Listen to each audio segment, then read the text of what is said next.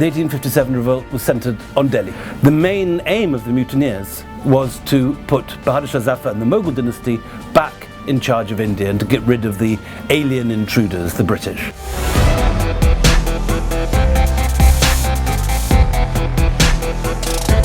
Until 1857, Delhi was a Mughal city. It was the Mughal capital. After 1857, all that changed. There was an active attempt to wipe out the Mughals from the memory. And you had a conscious Anglicization of a great deal of the city. So what you get is a conscious commemoration of British sites of valour by the British.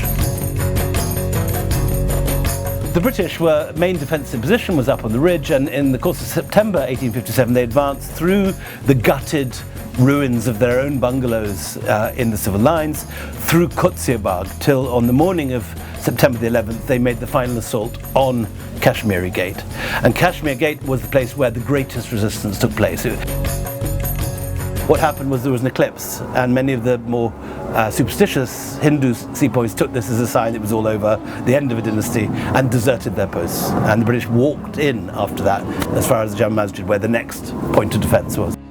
The Flagstaff Tower was the point where the Memsahibs gathered on the day of the outbreak, May the 11th, 1857. It's a place of refuge. It's where and from which they flee up the road to Karnal when things get when Delhi falls to the mutineers, to the rebels. And it's the main centre against which the rebel forces attack, and then finally it's the place where the flag is raised on September the 11th when when the East India Company takes the city.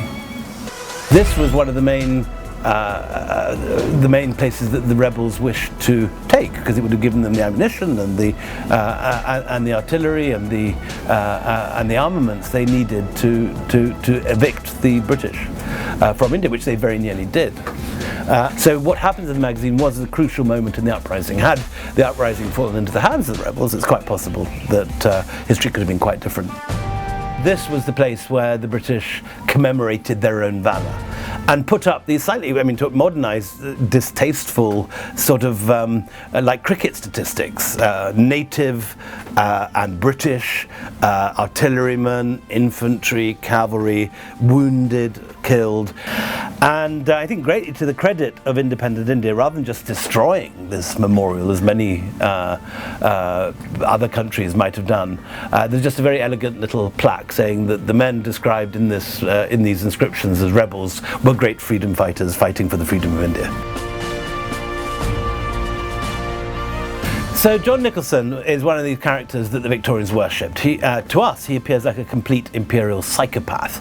He's a deeply unattractive, mad, crazy figure who performed acts of terrible violence against not only the rebels, but sometimes Indians on his own side. He was killed during the taking of Delhi on the 11th of September and was laid to rest in a new cemetery, which had previously been a Mughal garden.